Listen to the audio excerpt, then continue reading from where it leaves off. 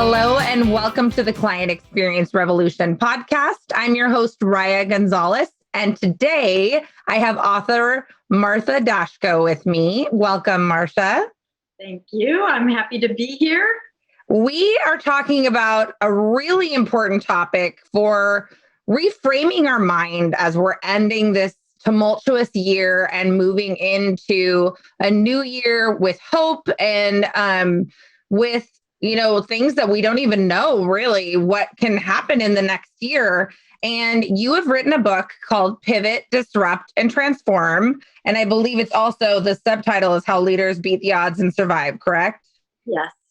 So I was fascinated with this because the working title was like how to make 2020 the best year that ever happened. Do you know what I mean? Like instead of thinking about all of the things that were challenging, let's look back and say, look at all the things and the opportunities that we had. And so your book just really resonated with me in that. So welcome and tell us a little bit about yourself.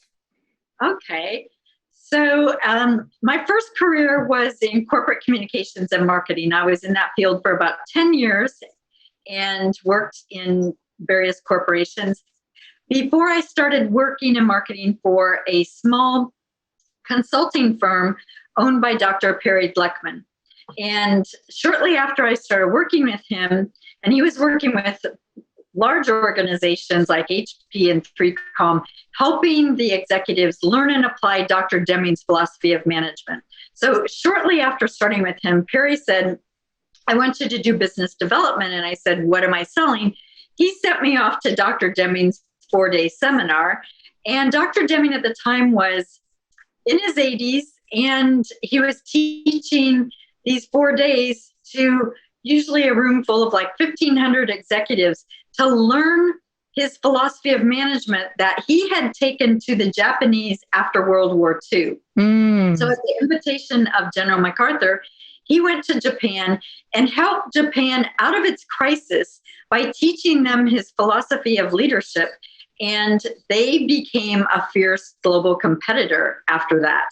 Then he came back to the US. He worked with the CEOs of GM and Ford and helped save our auto industry. So I was very fortunate to be working with Dr. Perry Gleckman and then meeting Dr. Deming. And because they were friends, they both mentored me, and I attended 20 of Dr. Deming's 4-day seminars. Wow. And then I learned, and we got some great clients like Pepsi and Dow Chemical and so forth. And then after a few years, I lost both of my mentors in the same year. And I thought, now what do I do?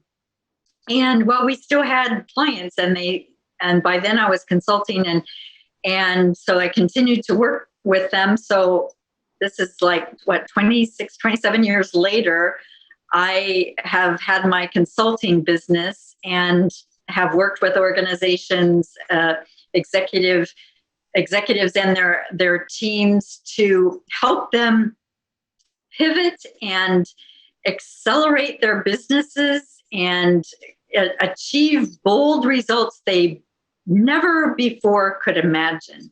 So that was, kind of the evolution of me getting into consulting and speaking to executives about how to pivot, disrupt, transform their organizations, because so many leaders struggle, decline, and fail with their organizations because they go off on a path chasing management fads and best practices.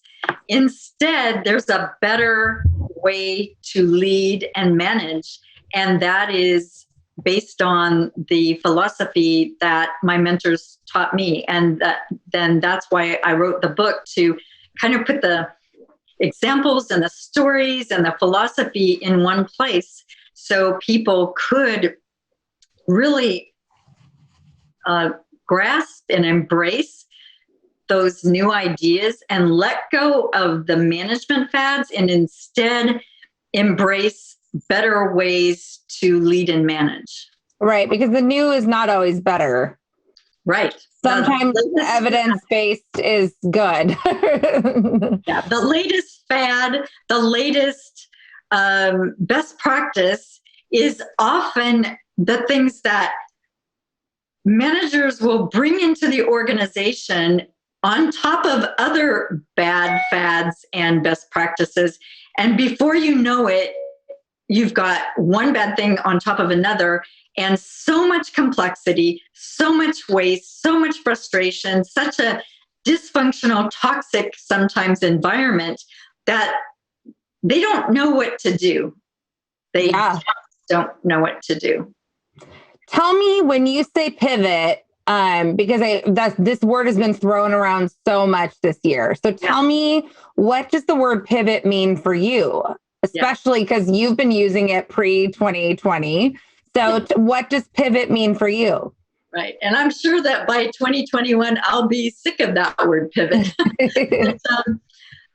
So pivot means an abrupt, rapid change in direction to meet needs that were not there before. So when an organization, when leaders pivot, it means that they see a need and they match the need with an opportunity. So if an organization is faced with a shutdown, well, what can they do instead to serve their customers? It was like, quick examples. General Motors and Ford manufacture cars, but when America needed ventilators, they quickly changed their manufacturing production lines and started making over 100,000 ventilators. Wow. And the same with breweries. I was thinking that with the sanitizer thing, that was so brilliant. Yes. That breweries shut down, but then they changed, and that was waste. Yes. That was alcohol waste. They pivoted and started making hand sanitizers. Yes. Companies like Louis Vuitton pivoted and started making not the high-end, $5,000 for a dress.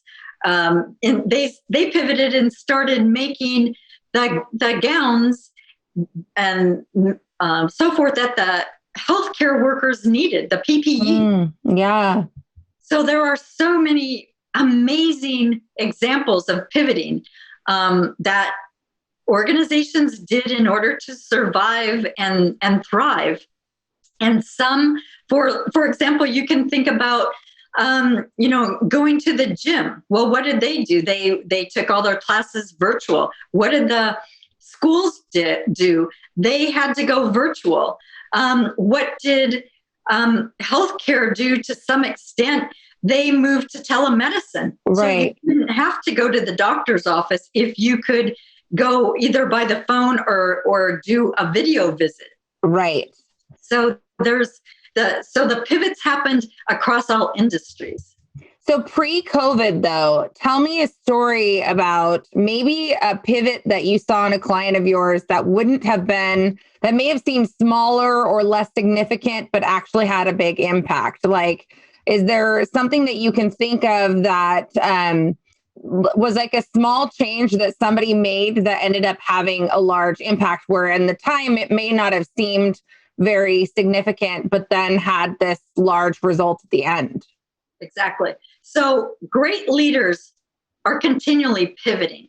So it's not just during a crisis, although during a crisis, that's when you need the pivots or organizations don't survive.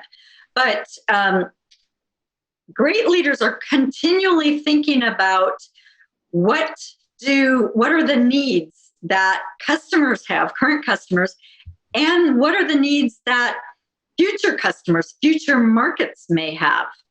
And so they are constantly innovating. It's not enough to just improve, so they innovate. So for example, there was a client that I had. They were a $30 million auto dealer, and the owner said, I want to go to 35 or 40 million, but we have all these problems. Can you help? And I said, I don't know. I have to take a look. I began to work with them, and I told him, that number that's in your head that you shared with me, you don't want to go from 30 to 40 million. Just keep that to yourself, because I don't know if we'll go from 30 to 32 million or where we'll go. And what happened was we put together the new leadership education and thinking and systems and processes, and built a new culture, put together a management team. And long story short, went from 30 million to 300 million. Wow. And it was that they continually improved, but they also were doing pivots all along the way. Yes. I love that. It's almost like this is the image that I think of as like a cartwheel. You know what I mean? Like because if you look at a cartwheel from any standpoint, like you're either doing a handstand or you're standing up, like doing a jumping jack. You know what I mean? Like you're having to constantly be in motion doing something. That's amazing. How have you had to pivot this year with COVID and with the pandemic? How has your business changed? So, my plan for 2020 was to finish off with some great consulting clients that I had, and pivot to become a professional speaker, because I had been so busy in the past couple of years. I hadn't really had a chance to market my book or to get the messages of the book out to more and more people. And I really wanted to make a difference, because I'd use the book with my clients and my MBA students, but the messages in the book are so needed by so many different organizations, because like I said, there's the fork in the road, and too many leaders go down the bad fork just because absolutely. They don't know that there's a better way. So when I finished with my client, and then I'm like, okay, I'm ready to go on stage, the world said, no, you're staying at home. Just stay home. So it gave me great time to do a lot of development work, do a lot of writing, put out a lot of new information, like through my newsletters and LinkedIn and articles and so forth. And I write a column, leadership Q&A column for the Silicon Valley Business Journal weekly. So I was just helping people through those different mediums. And then the shift to virtual is, okay, now virtually I can give speeches, do webinars, facilitate workshops and executive retreats. So that was the pivot that I made. And now it's a matter of letting people know that I do all those things and can help them, because people did call universities and job centers and entrepreneurial organizations and said, Marcia, can you do a webinar on such and such? You know, how to pivot. And I would put in my newsletter too, if people need help, don't just hunker down and call me, email me. It's like, I'm here to help people. And there was one gentleman who called, and he started the conversation with, Marcia, my wife and I were just talking, and we don't know how we're going to make the mortgage payment next month. That's where we started. And so I started asking him questions about what his background was, his knowledge, and so forth.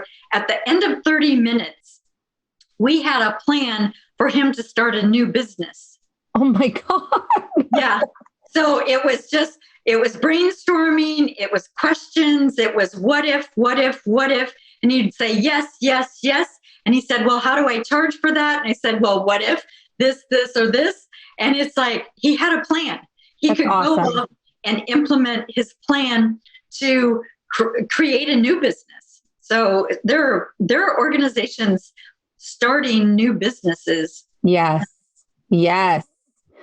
So let's talk about disruption. I actually love this word, because to me, it means, like, my definition of disruption when I think of it is like rebellion, I wrote true to self, against the status quo.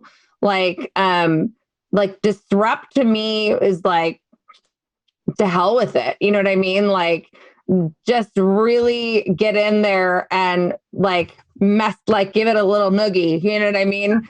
And but tell me in a business sense and how you define disruption and disrupt. What does that mean to you? It's one of my favorite things to do. Right. So when I start every presentation or speech, I start with, my aim is to provoke your thinking. Ooh, there's another word that I love, provoke. That's so good. Yeah. So I say I'm a pivot provocateur. People have called me a contrarian.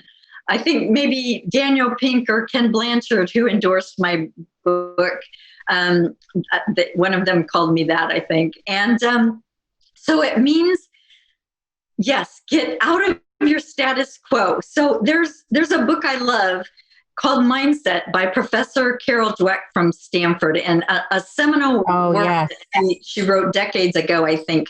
And another favorite is called The Goal, actually a fiction book. But Carol's book and her thinking is about people have a fixed mindset where it's very limiting, or people have a growth mindset.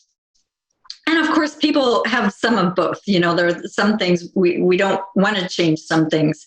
But basically, some people are really, they get stuck. They automatically get stuck. Woe is me. I'm the victim. And we saw that when people didn't pivot. When March, shut us down a lot of people just immediately shut their doors, furloughed their staff, and went into this woe is me mindset. Other people immediately pivoted. They within a week or two, even they thought of ideas. They were brainstorming. They pulled their team together. They thought, what are the possibilities? What are the opportunities? Who can we serve? How can we make a difference? That is the growth mindset. That is not being stuck today, but thinking toward the future, whether that means a week or a month or a year out. And that fast food or medium fast food, like not like fine dining, but like somewhat fast food, and even maybe some like, cultural foods and whatnot, have done a really phenomenal job of pivoting to takeout. Yes. And I was just like driving by a McDonald's yesterday, and I was just thinking, like, I wonder the last time that lobby has seen a person. You know what I mean? Like, but they're doing fine. I mean, like they're like, people are just going through the drive-through, they're just going through the drive-through. It's like, no, like we've adjusted to this, thing. And I think there's some mourning of the norm, like sometimes when we pivot, sometimes there's things that we lose, you know what I mean? But sometimes it's actually good. Like, I don't know. I just remember thinking that, we have a local Vietnamese restaurant too, that they are just like booming. I mean, like, I've never seen it so busy. Yes. Because they have DoorDash coming in and out, and they're like doing business like nobody's business. And I've noticed that like DoorDash and Uber Eats have widened their territories. So they're accommodating more people. And so then you have more selection available in terms of restaurants and things, because you can order from a little bit farther away. And so I think there's that, restaurants is a fantastic example of this growth and this fixed mindset, because a restaurant could say, well, we can't seat clients, we can't seat customers, so we have to close our doors. Whereas we have very, very dear friends, and they have a extremely high-end fine dining Italian restaurant, and they're still open. and still doing okay through doing takeout, but they're trying to provide like the elevated experience through takeout. You know what I mean? Like if you don't want to do fast food, you can order from us and we'll give you this elevated experience of authentic Italian food, something like that. So I love that. I love that example. Have you ever found, my other question was like, is this where innovation really comes in? I know innovation comes in with pivot, but with disruption too, like you do have to kind of, if you're going to get in there and disrupt, you really have to like mix it up and have a plan for how you're going to mix it up. And my question was going to be like, what if a business owner thought that their business wasn't disruptive enough? Like, I'm just Joe Blow and I own a donut shop. You know what I mean? Like, I don't know how to disrupt things, like, is this important for me? And if so, if this is important, then how do I make my business align it with this way so that I can be sustainable and successful and, and move forward from there? Because there are businesses that are more traditional who may hear a word like disrupt and say, well, that doesn't apply to me. You know what I mean? And I'm sure that it does. Right. Or they resist. Yeah. Sadly, there are stores and restaurants and they just initially they resisted and they thought, well, we'll just wait till it's over. And as time went on, they saw that they were either going to lose their business or disrupt themselves. And we're going to see, when we finally come out of our houses again, and, maybe 6 months from now, whenever, and we drive down the street, there are going to be new places that didn't exist before. There are going to be some places that survived it and others that thrived. And it depends partly on mindset, excuse me, partly on mindset, and opportunities. And like some restaurants said, they had such a large restaurant, such a big staff.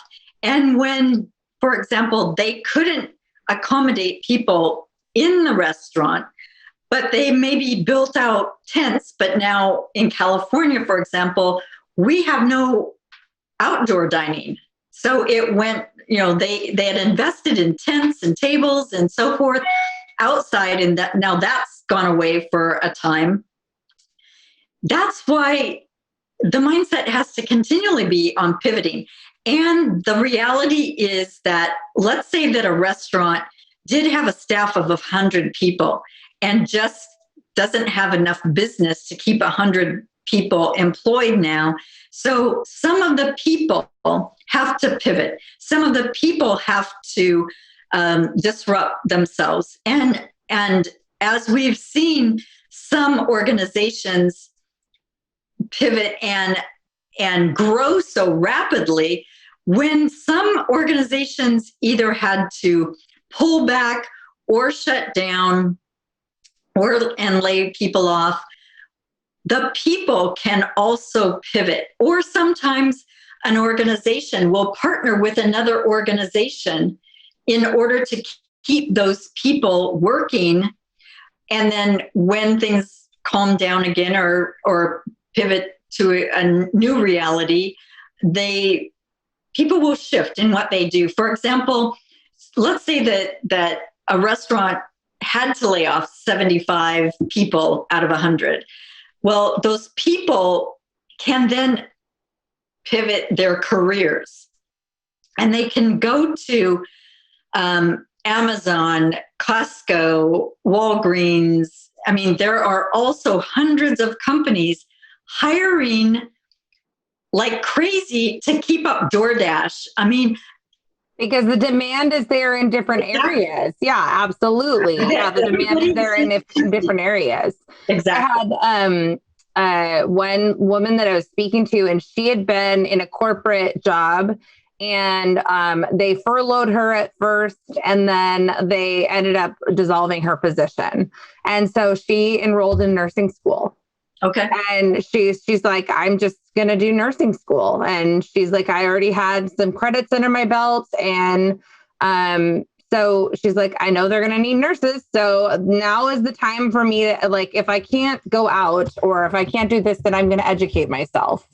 Yes. And I just thought that was, genius. I know for me personally, disrupting meant a lot of things. There was a lot, the beginning of the year, I was still figuring out, there was a lot of spaghetti thrown against the wall. And things were very successful and I had very happy clients, but there wasn't a lot of rhyme or reason behind like the direction and the clarity of the mission of what my business was doing. And so then I spent the first part of the year really like ruminating on that and worrying so much about it. And then it was like COVID hit and then it was like, oh, well, I don't have to worry about it because it's just like, it's all just become abundantly clear for me. And I just became more open to allow, like, it's almost like I allowed myself to be the plastic or the feather, or the plastic bag or the feather in Forrest Gump, like just see where this takes me, just see where this takes me. Okay, this is where it took me. And then it like stuck. And then I was like, okay, and then things changed again, as they do. And it was dramatic and I had to pivot again. And I said, we actually joked around because my business manager is like a master in tarot card reading. And somebody else had told me that there's the card that people are afraid of called the Tower card. I'm not into tarot very much, but where people are afraid of it because everything is like, basically the shit is falling down. Like everything is coming down.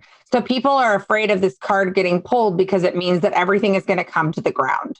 You know what I mean? And I was like, we're in our tower period right now. Like just the shit is just coming down. Like, and you know what? Just bring it on. Just bring everything. Just bring it all down. Just bring it all down. Like, let's do it now. Let's bring it all down to the ground, down to the nubbins. Now we're clear. We're at the nubbins. We're clear. This is what we are. This is what we do. This is how we do it. Okay, now let's refine. Let's refine the hell out of this. We do these two things. We do them really well. Let's do it so well that no one can replicate us.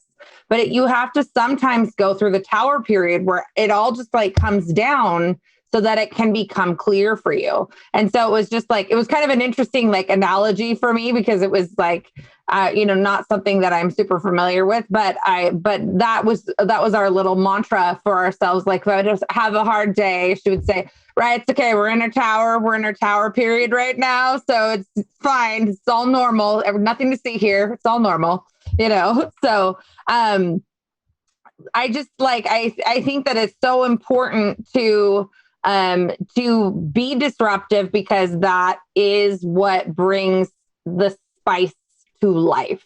You know what I mean? Like that is what, if you can't disrupt, then nothing new happens, and that's what we bring to the table. We are all unique, divine, dynamic people.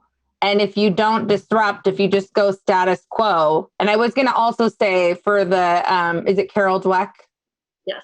So she has a TED Talk for those who don't want to read the whole book, watch the TED Talk. It's phenomenal. And it will change how you think about everything. It's so good.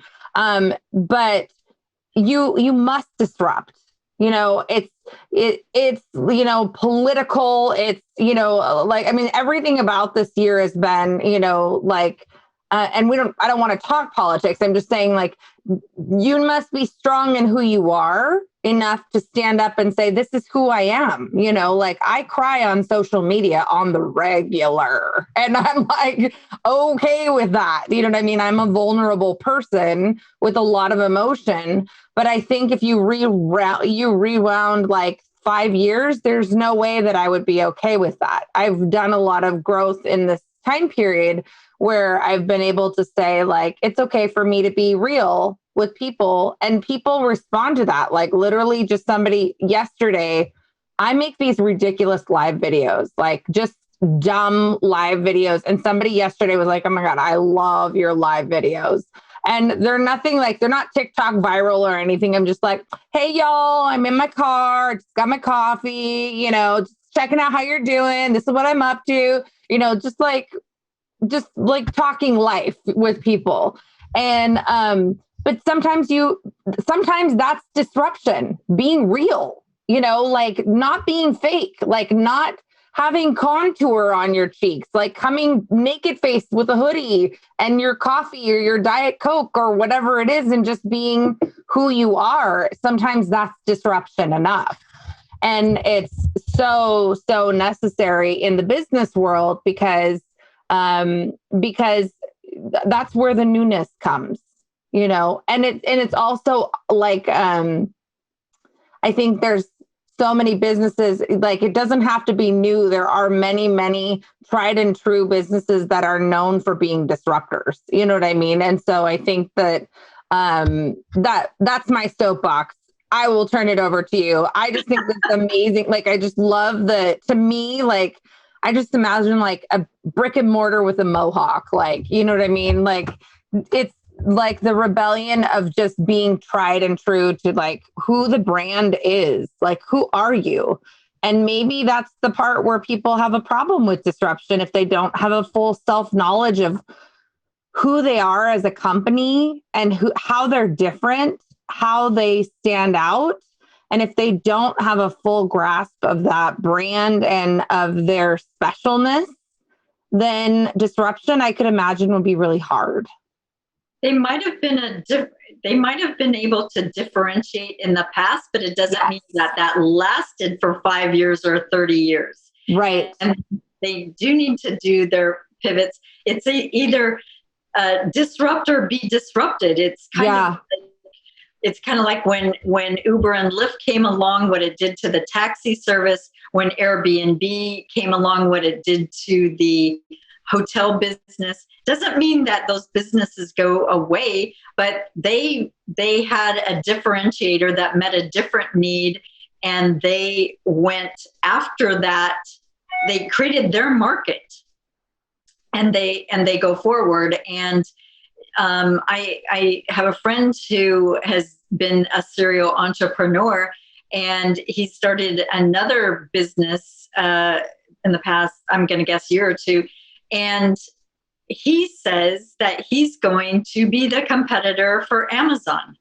That's a bold. Bring it on. Ooh, I want to know about that. That's awesome.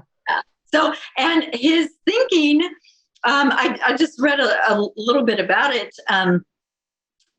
He said, basically employ like 60 robots. And I'm like, how can that be enough, to be a competitor to Amazon? So we'll see, because the other question would be, well, Amazon's not sitting still while you're growing this business. So, but I think that the people who are going to do well through 2020 into 2021 are the people who are the most creative, because they're going to be resilient, adaptive. They're always going to be looking for new ideas. And when you mentioned innovation, creativity is coming up with new ideas.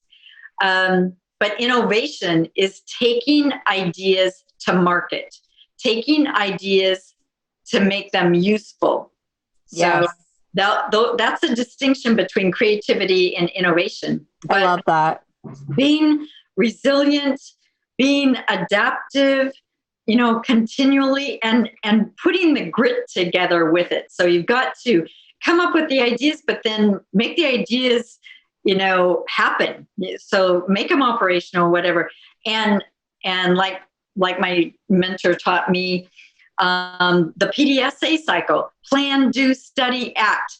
Do the PDSA as rapidly as you can. So plan something, do it, study what worked, what didn't work, standardize what worked, and do it again and again and again. Maybe some organizations will do the PDSA.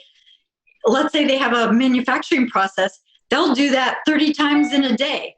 Other people, let's say they are in R&D. They'll do their PDSA once a year. because that's how fast they can collect the data about a new, let's say, vaccine. Yeah. Yeah, absolutely. Absolutely. Oh gosh, I love that. How have you in your platform, how have you used your platform to disrupt in the business world? So the disruption I think that I bring is to especially organizations who are in a crisis, near bankruptcy, or the opposite, have such growth ahead of them, they probably don't even see it, but they need to scale rapidly. And so those two, what I bring, because they're usually stuck someplace. They can identify a lot of the problems, but they don't see any of the solutions based on what they've learned so far in their careers. And they say, Marcia, and then I take them through just a few days of new education. And they say, wow, we have been struggling with these problems for years. And like a company president said that to me one day. He said, Marcia, I've had these same problems for 10 years. And you come in and within a matter of days, you help us see the possibilities, the solutions, a better journey to go on in order to create the systems to deal with these issues and to serve our customers better and to grow our business. I actually just got a visual of what your divine gifts are. It's really interesting to me because I'm a big picture person. Okay. And I can see, not for myself, but I can often look at small businesses in particular and see different, the rabbit race, tracks, but mine is very customer centric. So how their customer path is. What I envy and what I love about what you just described is that you're able to distill down and show the possibility of things that people are struggling with and make it into something that is okay, where's the problem here? This is awesome. We've got this option. We've got this option. We've got this option. We've got all these opportunities. And that's what it is. These are not problems. These are opportunities. We could go down this way or we could go down this way. And I think that it takes this critical thinking that some people are just really the strategy and the breaking things apart. And it's almost like you have puzzle pieces that you're just sticking little puzzle pieces. Nope, not there, not there, not there. But you know what I mean? Whereas then there's other people who are more overarching themes, see the big picture type thing where details is not my strong point. I hire for details because I need someone to do that for me. But I think that's phenomenal. And it is so important to know that there is that type of help out there too for other people. Whether that be from, maybe not everybody can afford to hire a high level executive consultant for their business, but they can maybe buy a book. You know what I mean? They can read an article. They can definitely everyone should be following Marcia on LinkedIn and reading her articles, consuming information that is valuable, that helps you think in a different way and maybe sparks an idea that could help you pivot or disrupt in a way so that you are not pivoted on or disrupted on, you know what I mean? Because I think that unfortunately, there are a lot of people who are stuck, and it's not gonna get better for a little while. So we need to so this is something where there is help available, whether that be on the internet, I was going to say interwebs, on the interwebs, or in a book or, or whatever, or if you have the monetary resources to hire somebody who is a consultant or a coach or somebody like that, who can help you think outside of your normal realm of what you're looking at, because nothing that we did before is going to be the same. Right. And even what we're doing right now in a year probably won't work. Like we're going to need to pivot everything all over again, because once we hit our new norm, we're going to have to rethink everything all over again. And so this is something that we need to get real cozy with, because nothing is ever going to be the same. And so it's something that you've been saying for years, but people are finally starting to catch up with you and understand what you're saying. And so I just think that, that's so important. And also for people to know this is accessible. This information is accessible for free. This information is accessible at low cost, or you can make an investment in your business and you can hire someone to help you change your thinking and change your business in the way that it's running. And I think that that's phenomenal. So I want to get to transform, and I'm guessing we're not talking about metal changing cars here. So tell me and define for me what transform means for you. So transform is a kind of change that means going where you've never been before, and you cannot go back. So for example, there's transactional change, transitional change, and then transformative change. Transformative change is what we want to go into the future.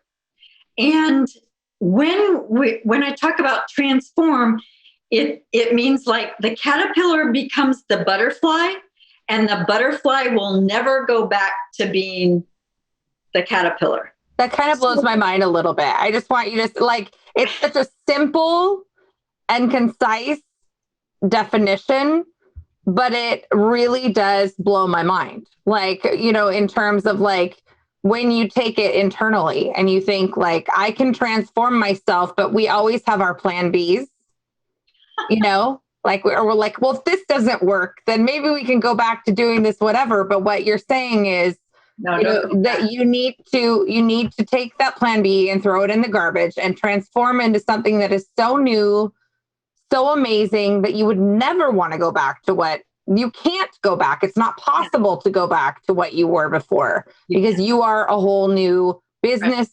creation person, all of those things. So the transformation first happens personally. So an organization doesn't transform without the people transforming first. So for example, when I go into an organization and I do the assessment, first thing that I do, I talk to the people to learn about it.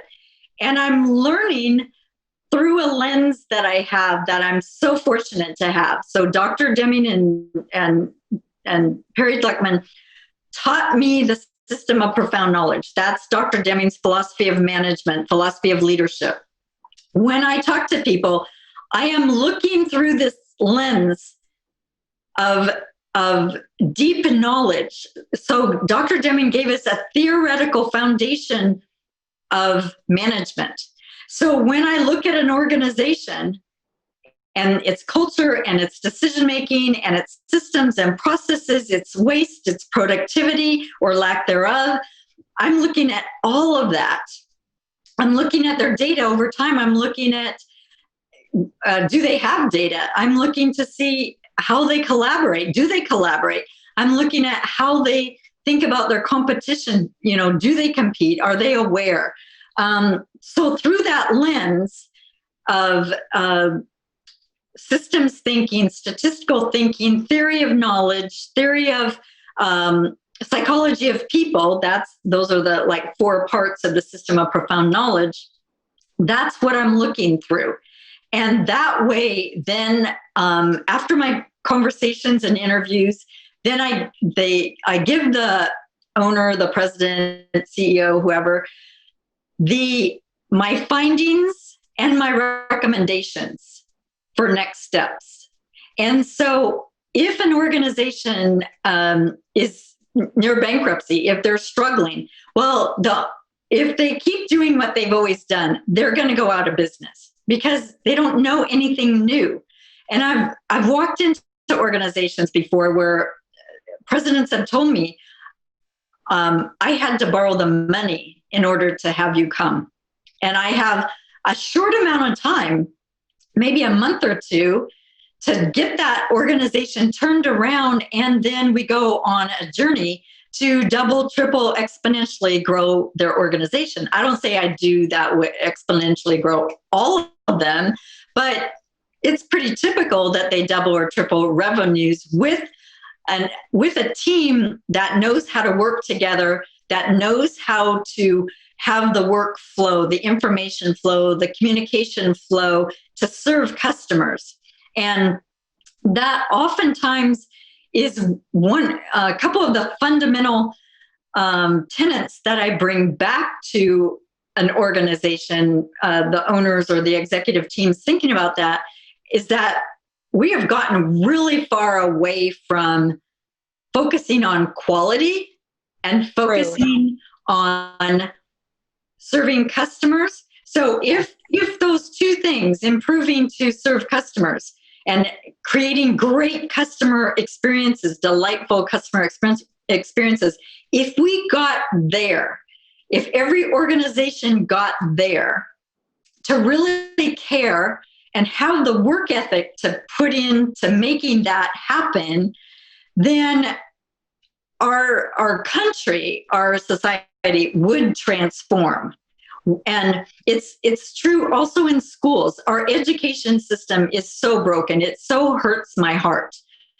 But part of it is, Dr. Deming talked about forces of destruction. What do we put in our schools and in our workplaces?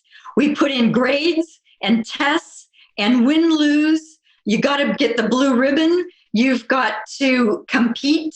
You've got to go for the incentives, the commissions, the quotas, the arbitrary numerical goals. And because of that, I see more than 80% of waste in our organizations. It doesn't matter if it's a company, a Fortune 100 company, education, healthcare, military, there is waste, and we've got it across the board.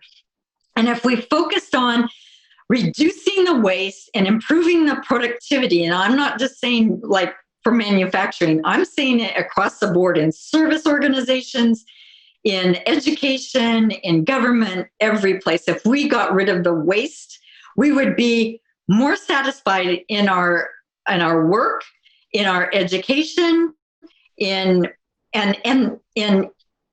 all of the outputs of some of those systems. I remember the CEO of Xerox, David Carnes, once saying that our education system was broken. And that was 20 years ago, I think he said that, and 25 years ago. And he said, if we solve that problem, the problems in the education system, and created a new system, we would get rid of a lot of the problems with gangs, with drugs, and so forth, because that system, that broken system of maybe education and family system and other interrelated things, if we would fix those, we would fix a lot of other problems in society. So true. So true. Well, I have 3 questions for you. One has to do with transformation, and that is, how are you planning to transform for yourself and your business in 2021? What's the Marcia transformation plan? Where am I going that I've never been before? What can I, the thing is, you can't always imagine. I know. And I'm a person that loves connecting people, meeting people, and going with where life takes me. Yeah. I don't do a tremendous amount of planning, like not to the, okay, here's the numbers that I have to meet. I'm not that type of person. Because I'm much more spontaneous. I want to flow. I want to be open to more possibilities. So I know I'm deeply committed to my work, to my clients, to my students, to my family. And then from there, it's like, if I have, a little extra time here and there, then it's like more reading, golf, being near the water, going to the ocean or the lake or whatever. So my transformation is to be determined. I love that though. I mean, I think there's an element of that is transformational. It's like taking off on a plane without knowing the destination. You know what I mean? Yes. Like you are allowing yourself to go into a vehicle of going into the new year and saying, I submit to whatever this year has to bring. Like, bring it. Like, I'm ready. I have the tools. I wrote the book on it. Like, yeah, it's a direction. That's why in the book, one of the most powerful tools is the strategic compass. So this is what also for leaders, so many talk about doing our strategic plan and making our roadmap, our 5-year roadmap. Forget it, throw it away. It is not going to be helpful for the future, because what leaders need to use instead, especially now in 2021, and as they prepare their strategic thinking for the post-pandemic, planning as well, they need a strategic compass. They need to be asking the questions that go along with the compass, and keep adapting, because that's what you do with a compass. You're exploring, you're scanning the environment, and you're making decisions based on what you learn. So the faster you learn, that is your competitive edge. And that's what oftentimes we don't think about is, what's our competitive edge is how fast can we learn and apply what we learn and keep moving. Just keep moving forward. I love it. I think I was writing down this, but I was jotting notes because you're saying things that I'm loving. So every show that I do, Marcia, I ask the same 2 questions. And I think especially this first question I'm going to ask you is so important because there's so many golden nuggets of goodness that you've given us throughout this episode. But if you were to distill it down and you were to say that if there was one thing that somebody who listened to this episode or watched this on YouTube were to take away from this talk, what would be one thing that you would really want them to take to heart? I mean, there's, like I said, there's so much, but what would be one thing that you would want them to take to heart? Oh, that is such a hard question because I want to answer it 5,000 different ways. But I think when I look back to and reflect back about my pivot, my transformation after I met Dr. Deming and Dr. Gluckman, one of the most powerful things for me was that, and my son was about 5 or 6 years old, and he was going to start school. And he would go through school like I went through school. You get the grades and the ribbons and all that sort of thing. And I had such a transformation that what I focused on was, and when I worked with school districts and so forth, focus on creating the joy in learning. So yes. with his teachers, with him, raising him, I did not focus on the grades or all the accolades and things like that. I created for him and was able with his schools to keep grades out of the schools. And we focused on creating the joy of learning for the children. And for my son at home, when he came home from school, I would say, what did you learn? Did you have fun? Those were the 2 questions I always asked him. And then we would have conversations about those, but it was never about grades. And I've done the same thing with my MBA students. In the first class, I say to them, if you do these things, your readings and participation, all these things, everybody gets an A. Now, when you think about the big universities, and I've taught at some of the best from New York to California, they're shocked. And sometimes it takes them a couple of weeks to believe that I'm serious. But then once they believe that, okay, I'm not focusing on the grade, they're not there to get the grade. Then I ask the question, what do you think you're here for? If we're not focused on the grade, what will we focus on? And I remember one young manager saying kind of quietly, learning. And I said, yes. Let's create the joy of learning, because if everyone focuses on that, whether they be the little child or the young supervisor or the superintendent or CEO, if we create an environment where everyone learns, improves, works, and innovates together, we can create anything. I believe that. And I'm excited.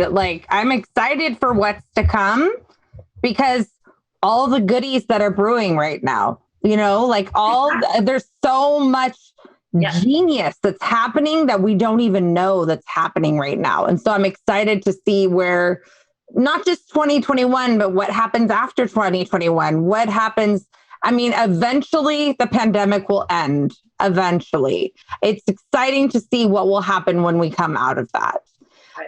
So the last question that I have for you, which does not necessarily have to do with anything to do with the topic that we've been talking about, but just for you personally, what has been something meaningful or important that someone has told you that you've really taken to heart and has been the most important thing that you've ever been taught or you've heard? And sometimes for people, that's a quote that they've heard or something that they've been told by a parent or a grandparent. Sometimes it's as simple as, just something that they heard on TV, but it's something that really stuck. What's something that is like a mantra or something important for you that has really kind of stayed behind and kept you going? Yeah. Again, the joy of learning stands out. Love that. Yes. But one of the first question that Dr. Deming asked on the first morning of his 4-day seminars was, why are we here? Ooh, and good one. He would say, and there would be different answers coming out of the audience. And he would say, to have fun, to learn, and to make a difference. And so that has been an underlying theme for me for now more than 25 years, a theme in the book.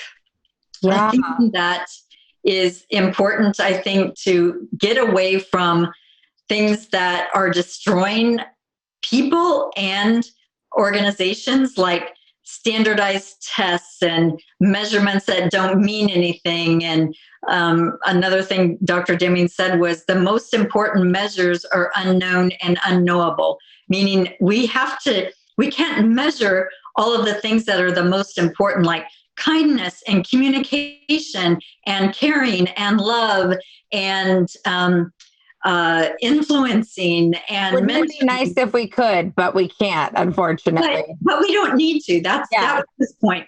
There's no purpose in just counting and measuring everything. There's no purpose. So stop doing it. Stop wasting time doing that. I love that. And I have loved every part of this episode. I thank you so much for joining me. We're definitely going to be linking all of your information in the show notes, as well as the link to your book. It's on Amazon as well, correct? And yes. Then, guys, seriously, Marcia she's like the LinkedIn queen. So find her on LinkedIn, connect with her. She loves networking. She's fun to talk to, and obviously has a lot of really important things to say that can maybe even change your life right now. So thank you, Marcia, so much for being part of the show. I'm really, really honored. And thank you to the audience for joining us for this episode. And this has been the Client Experience Revolution podcast. I'm your host, Raya Gonzalez, and we thank you for being with us this week and every week. And we will see you next time.